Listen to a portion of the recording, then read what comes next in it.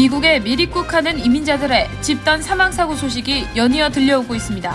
지난 27일과 28일 양일간만 해도 수십 명의 사상자가 발생했습니다. 오는 8월부터 뉴욕시의 과속단속 카메라가 24시간 운영됩니다. 제한 속도를 10마일 이상을 넘기게 되면 벌금이 부과됩니다. 뉴욕주가 저소득층을 대상으로 팬데믹 기간 연체된 유틸리티 비용을 면제해주기로 했습니다. 어제 뉴욕주와 샌프란시스코 당국이 원숭이 두창 감염 확산세에 결국 비상사태를 선포했습니다. 켄터키주에서 발생한 홍수 피해로 최소 15명의 사망자가 발생했습니다. 구조 작업이 한창이지만 인명피해는 더 늘어날 것으로 보입니다.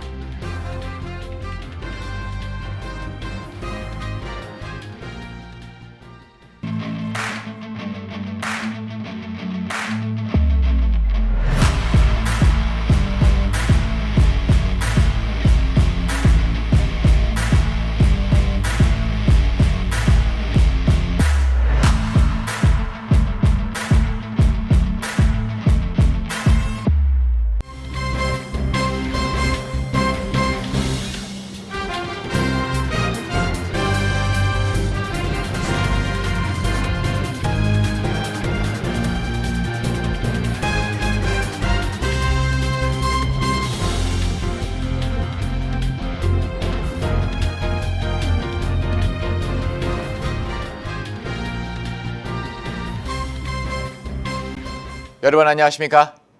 KBTV 뉴스9 이창환입니다. 미국에 밀입국하기 위해 멕시코를 통과하던 수백 명의 이민자들이 대형 트럭에 갇힌 채 버려졌다가 질식 위기에서 가까스로 탈출했습니다.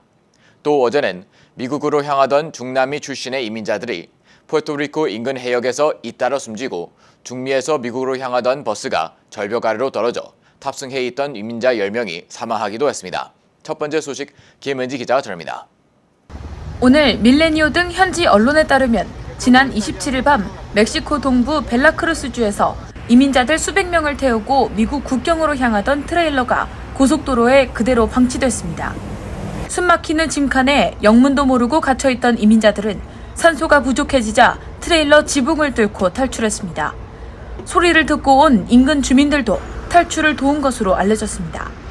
신고를 받고 출동한 당국은 트럭에 남아있던 이들과 인근에 숨어있던 이들을 포함해 총 94명을 구조해 이민당국에 넘겼으며 이 중 10여 명은 탈수와 호흡곤란, 질식, 또 트럭 탈출 과정에서 입은 부상 등으로 병원에 옮겨져 치료를 받았습니다. 추방될 것을 우려해 이미 달아난 이들까지 합치면 400명가량이 트레일러에 갇혀 이동했던 것으로 추정됩니다. 당국은 밀입국 알선업자들이 돈만 받아 챙긴 채 이민자들을 도로에 그대로 두고 간 것으로 보고 있습니다. 발견된 94명 중 상당수는 과테말라인이었고 온두라스, 에콰도르, 엘살바도르 국적자 등도 포함됐습니다. 약 한 달 전인 지난 27일에도 텍사스주 샌안토니오에서 이번처럼 화물 트럭에 갇혀있던 이민자 53명이 트레일러 내부의 높은 온도 등을 견디지 못하고 숨지는 일이 벌어진 바 있습니다. 미 당국은 참사를 유발한 밀입국 알선업자들을 체포해 기소한 상태입니다. 한편 어제는 미국령 푸에르토리코 인근 해역의 무인도 모나섬에서 한 밀입국 알선업자가 중남미 등 출신의 불법 이민자들을 강제로 하선시키는 과정에서 5명이 바다에 빠져 숨졌으며 66명은 해안경비대에 의해 구조됐습니다. 또 같은 날 중미 니카라과에선 미국으로 향하는 고속도로를 달리던 버스가 절벽 아래로 추락하며 베네수엘라인 13명을 포함해 총 16명의 이민자가 숨지는 사고가 발생했습니다. UN 국제이주기구에 따르면 약 6,430명의 이민자가 2014년 이후 미국으로 가는 도중 사망하거나 실종됐습니다. 국경 인근에서 사망한 수는 지난 2021년 기록을 경신했으며 올해는 비슷하거나 이보다 더 많을 것으로 전망됐습니다.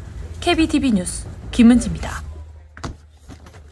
뉴욕시 과속 단속 카메라가 오는 8월 1일부터 24시간 연중 무휴로 운영되기 시작합니다.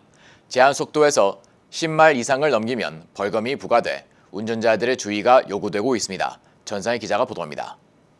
이다니스 로드리게스 뉴욕시 교통국장은 현재 심야 시간대를 제외한 오전 6시부터 오후 10시까지만 운영되고 있는 뉴욕시 과속 단속 카메라가 다음 달 1일부터 시 전역에서 24시간 연중 무휴로 운영되기 시작한다고 밝혔습니다. 이번 변경은 지난 6월 주의회를 통과하고 캐시 호컬 뉴욕 주지사가 서명한 관련 법안에 따른 것입니다. 운전자들은 뉴욕시에서 각 도로의 제한 속도를 시속 10마일 이상 넘겨 감시 카메라에 단속될 경우 $50의 벌금 티켓을 받게 됩니다.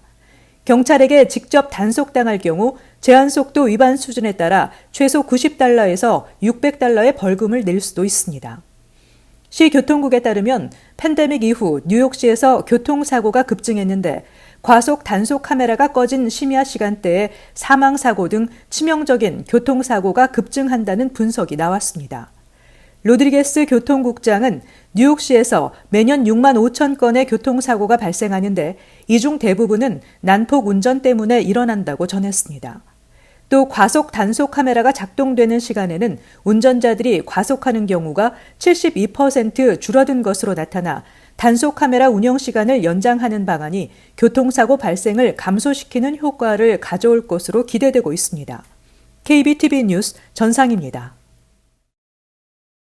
뉴욕주가 5억 6,700만 달러의 예산을 투입해 저소득층을 대상으로 팬데믹 동안 연체된 전기 및 가스 요금을 면제해줍니다.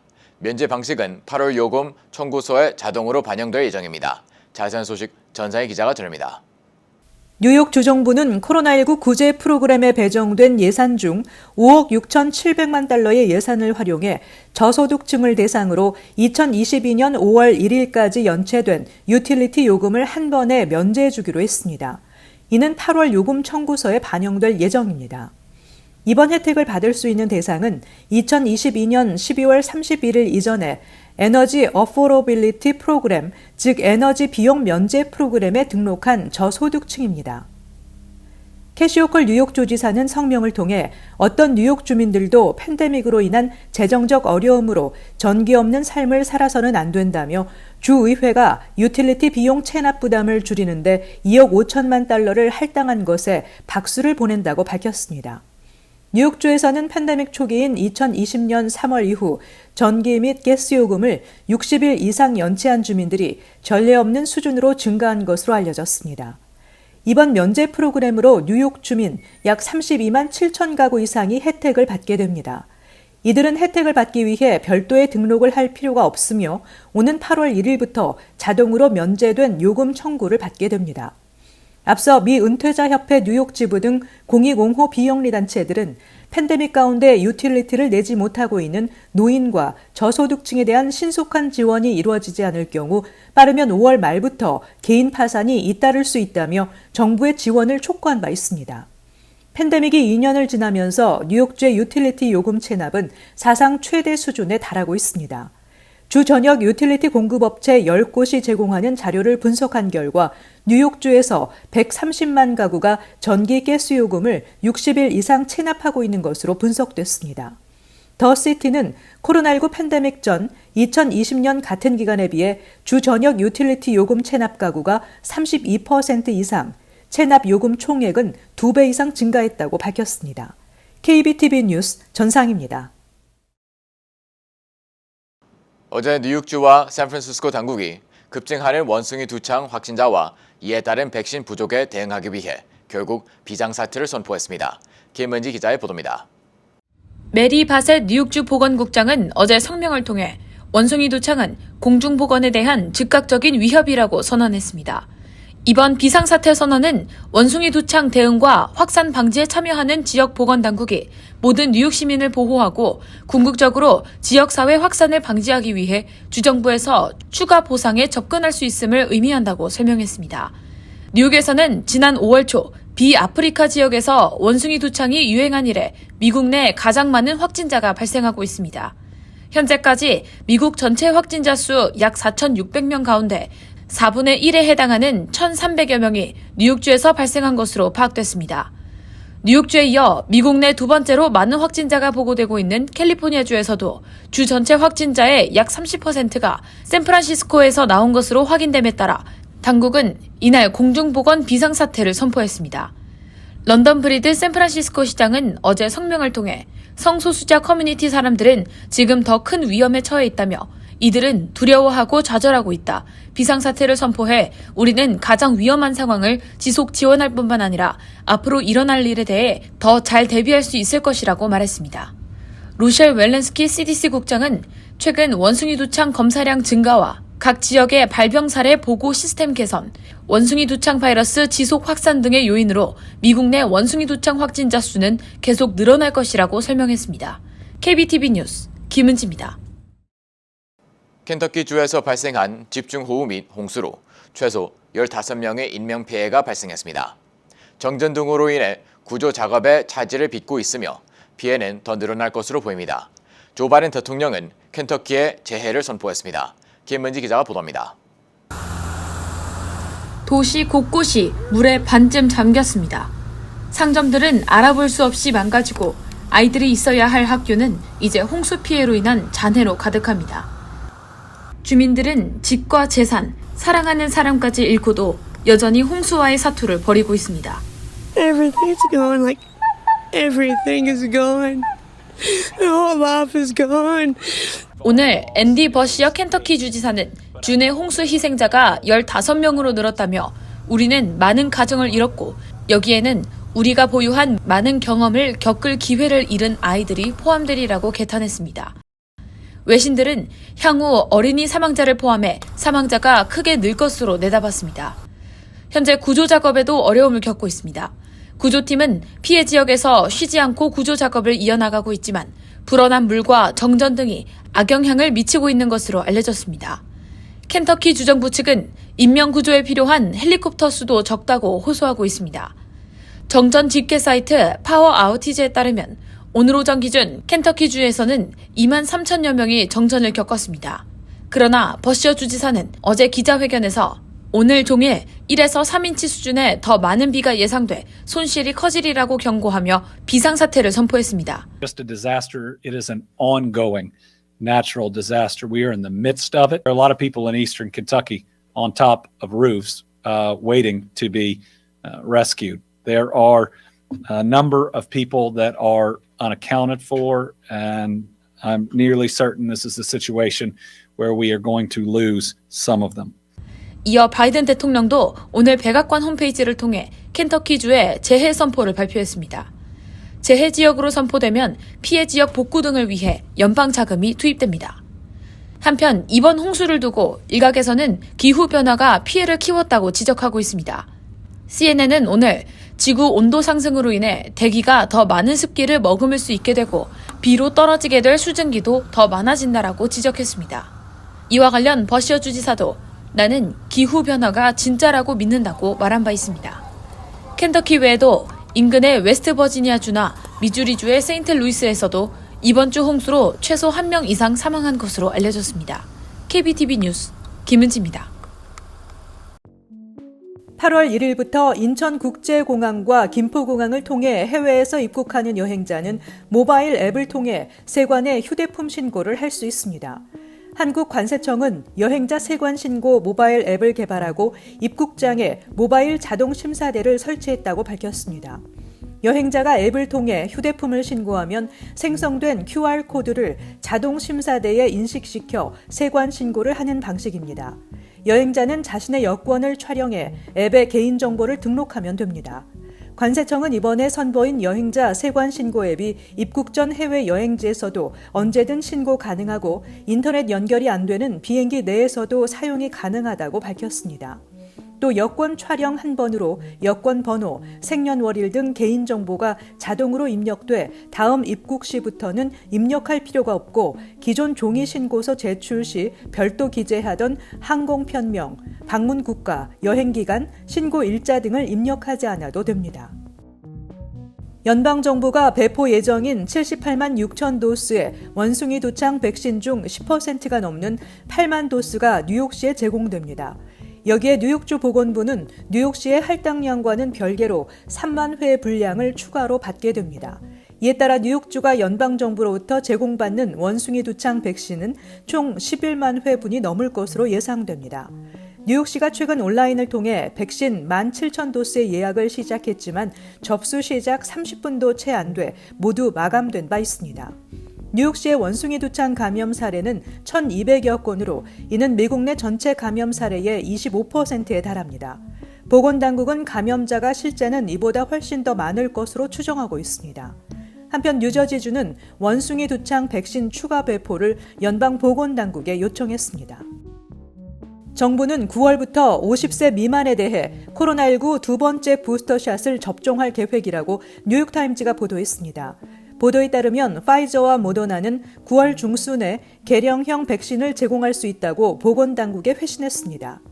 현재 미국에서는 50세 이상과 특정 면역 결핍이 있는 12세 이상만 2차 부스터샷을 맞고 있습니다. 최근 몇 주 동안 사망자와 입원 환자가 증가했는데 하루 확진자 수는 거의 13만 명에 육박하고 있습니다. 이번에 제공되는 2차 부스터샷은 기존 코로나19 변이뿐 아니라 BA.4와 BA.5에도 효과가 있는 성분을 담은 개량형 백신입니다. 연방정부는 현재 부스터샷을 맞지 않은 이들에게는 최대한 빨리 부스터샷을 접종할 것을 권고하고 있습니다. 짧은 기간에 1차와 2차 부스터샷을 연속으로 접종할 경우 희귀 심장 질환인 심근염 가능성이 높아질 것이라는 우려가 있기 때문입니다.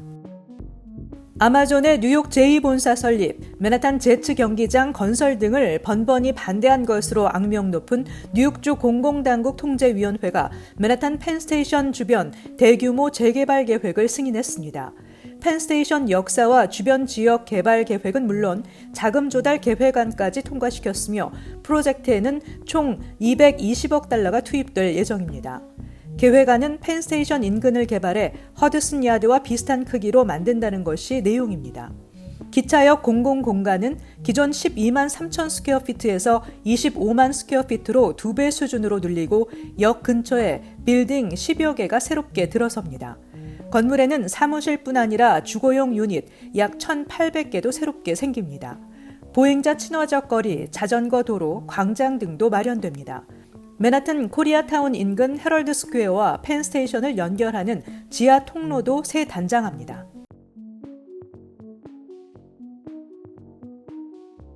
잠시 후 커뮤니티 브리핑을 전합니다.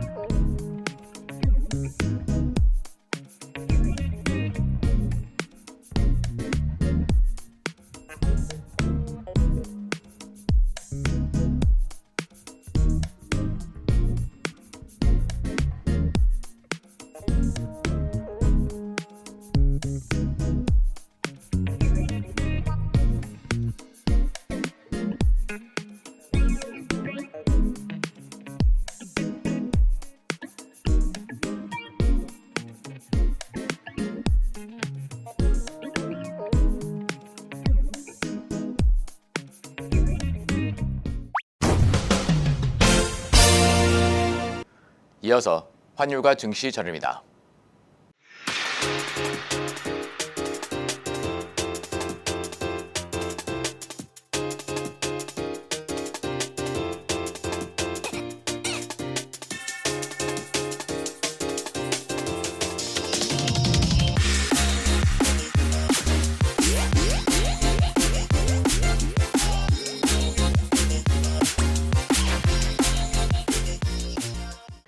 잠시 후 뉴욕과 뉴저지 날씨 전입니다.